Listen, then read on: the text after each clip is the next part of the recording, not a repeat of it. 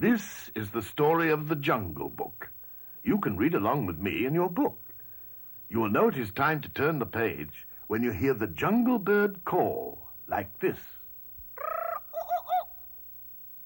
Let's begin now. It was many years ago when I, Bagheera, the panther, found a little lost man cub. He was alone and unprotected in the jungle of India. So I took the small boy to a nearby family of wolves I knew. As I had hoped, the mother wolf felt sorry for the man cub, and she said to me, "Bagheera, leave him with us, and we will raise him." That is how little Mowgli, the man cub, came to be brought up by jungle animals. He was a favorite with all the wolf cubs of the pack. They treated him just like a brother wolf. Mowgli even made friends with the elephants and often marched in their elephant patrol. He loved living in the jungle. Although Mowgli did not know it, I would often watch him from a distance to make sure he was safe. You see, the jungle also holds many dangers. There was the crafty Kaa who smacked his forked tongue at the sight of the delicious man cub. Oh, I shudder to think how that tricky snake almost hypnotized Mowgli right into his greedy coils. Luckily, Mowgli called for help, and I arrived in time to save him. But Mowgli's real enemy was the fierce tiger, Shere Khan. Shere Khan hated all men and had sworn to kill the man cub. The tiger did not want to take a chance that the boy would grow up and become another hunter with a gun. It was then that I spoke with Rama, Mowgli's wolf father. "I'm sorry, Rama, but even the whole wolf pack could not protect Mowgli from Shere Khan. Everyone is in danger as long as the man cub remains here." Rama had known this day would come, and he sadly agreed to let me take Mowgli to the safety of the man village. The problem now was convincing Mowgli. While we were on one of our many walks into the jungle, I told Mowgli the bad news. "Mowgli, today we are not going home. Shere Khan has returned to the jungle and has promised to kill you. I am taking you to a man village where you belong." But I don't want to live in the man village. Besides, I can look out for myself. Ha! You're so small, you would not last one day alone. Well, I'm not going. And Mowgli stormed off deep into the jungle. I knew the man cub would have to learn about the ways of the jungle for himself, so I let him go. But I followed close behind to see that he stayed out of trouble. Unfortunately, who should the man cub meet first but that happy-go-lucky jungle bear, Baloo? Mowgli listened eagerly as Baloo sang to him about the simple, carefree life of a bear. Look for the bare necessities, the simple bare necessities. Forget about your worries and your strife. I mean the bare necessities, or Mother Nature's recipes that bring the bare necessities of life. Wherever I wander, wherever I roam, I couldn't be fonder of my big home. The bees are buzzing in the tree to make some honey just for me. Look under the rocks and plants and take a glance at the fancy ants, then maybe try a few. The bare necessities of life will come to you. They'll come to you.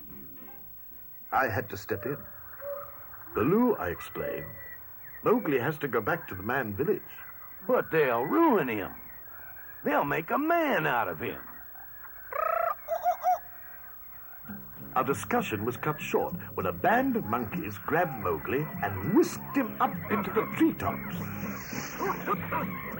"Come on, Baloo. They must be taking him to the ancient temple. That crazy monkey, King Louie, is behind this." Soon Mowgli was face to face with King Louie. Why have you brought me here?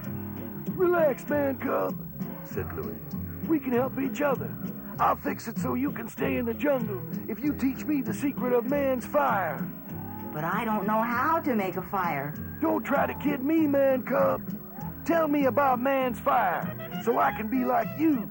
It looked like Baloo and I had arrived just in time. Baloo, I said quietly, you've got to create a disturbance so I can get Mowgli out of there. Baloo took some leaves and a coconut shell and disguised himself as a monkey. Then he sang and danced with King Louis while I found Mowgli. Now I'm the king of the swingers, the jungle VIP. I've reached the top and I had to stop, and that's what's bothering me. I wanna be a man cub, and stroll right into town, and be just like the other men. I'm tired of monkeying round. Oh, I wanna be like you. I wanna walk like you, talk like you. You see it's true, and it's like me. Can learn to be you, man, too. But the disguise didn't fool Louis for long. It's Baloo. Get that bear. In the wild chase that followed, Baloo bumped into a shaky old stone pillar, and the ancient temple walls came crashing down around the monkey. That gave us a chance to escape. Now, Baloo agreed with me that Mowgli must go back to the man village, but Mowgli still couldn't understand. But Baloo, I want to stay here and be like you. You said we were partners, but you're just like old Bagheera. Neither of you likes me. Now hold on, little britches, said Baloo. Bagheera and I are only trying to do what's best for you. You're a human, and you belong with other humans. Mowgli shook his head, turned, and sadly walked away. This was just the opportunity Shere Khan had been waiting for. The tiger, who must have been following us for some time, saw the man cub alone and leaped out at Mowgli. But the mighty Shere Khan fell with a thud a few inches away from the boy. Baloo had grabbed Shere Khan's tail at the last moment. Run, Mowgli! Shouted Baloo. Shere Khan roared fiercely and lashed about, trying to get at Baloo. As long as the bear hung on tightly to Shere Khan's tail, he was safe from the tiger's razor-sharp teeth. Then Shere Khan cracked his big tail like a mighty whip and whirled Baloo to the ground. Suddenly, a storm came up. A lightning bolt flashed to earth and set a nearby tree afire. Mowgli saw a way to save Baloo. But one thing Shere Khan feared was fire. Mowgli took a burning branch in his hand and ran toward the tiger. The fire frightened Shere Khan so much that he ran off like a scared kitten. Baloo sighed in relief. Nice work, Mowgli. We'll never see him around these parts again. Mowgli was still convinced that he would never leave the jungle for any reason.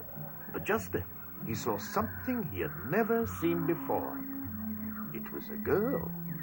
She was getting water at a pool just outside the man village. Mowgli was enchanted. He had never seen another human before. I want to get a closer look. Mowgli crept closer to the girl until she could see him too. She dropped her water jug, and Mowgli stepped in to help her carry it back to her village. I was pleased with the way things had turned out.